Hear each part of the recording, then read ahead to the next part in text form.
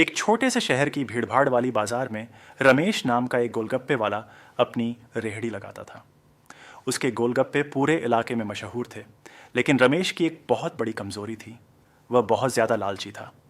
पहले तो वह ठीक ठाक दाम पर गोलगप्पे बेचता था, लेकिन जैसे जैसे उसके ग्राहक बढ़ते गए, उसका लालच भी बढ़ता गया।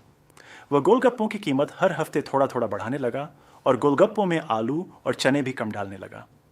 लोग सोचते थे कि स्वाद अच्छा है, इसलिए पैसे ज़्यादा दे देते थे, लेकिन अंदर ही अंदर रमेश बस यही सोचता था कि कैसे ज़्यादा से ज़्यादा पैसा कमाया जाए। एक दिन बाजार में एक बूढ़ा आदमी आया। उसने रमेश से गोलगप्पे मांगे। रमेश ने कहा, 10 गोलगप्पे 50 रुपए के। बूढ़े ने हैरानी से कहा, इतने महंगे? पहले तो 30 रुपए में मिलते थे।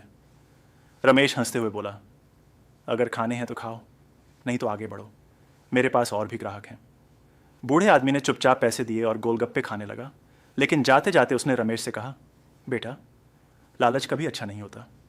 ज़्यादा लालच इंसान को नीचे गिरा देता है। रमेश ने उस बात को मजाक में उड़ा दिया और अपने काम में लग गया। कुछ दिनों बाद रमेश का लालच और बढ़ गया। अब वह गोलगप्पों के पानी में भी ज़्यादा पानी मिलाने लगा, ताकि खर्च कम हो जाए और मुनाफा ज़्यादा हो। धीरे धीरे ग्राहकों को महसूस होने लगा कि पहले जैसा स्वाद नहीं रहा। एक दिन एक छोटा लड़का अपने पिता के साथ गोलगप्पे खाने आया। लड़के ने एक गोलगप्पा खाया और तुरंत बोला, पापा, इसमें पहले जैसा स्वाद नहीं है। यह सुनकर आसपास खड़े लोगों ने भी गोलगप्पे चखे और उन्हें भी वहीं लगा। धीरे धीरे लोगों ने रमेश की रेहड़ी पर आना कम कर दिया।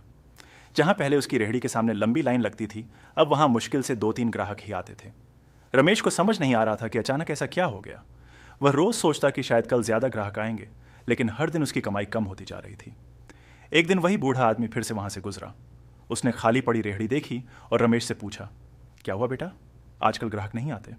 रमेश ने दुखी होकर कहा, पता नहीं बाबा, पहले बहुत भीड़ होती थी, अब कोई नहीं आता। बूढ़े आदमी ने मुस्कुराते हुए कहा, मैंने उस दिन ही कहा था कि लालच अच्छा नहीं होता।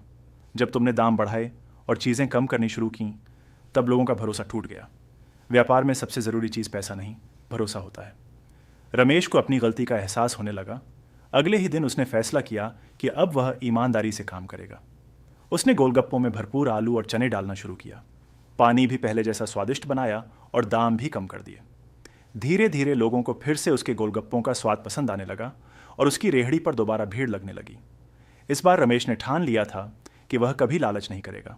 उसे समझ आ गया था कि थोड़े समय का लालच भले ज़्यादा पैसा दे दे, लेकिन लंबे समय में ईमानदारी ही इंसान को असली सफलता दिलाती है।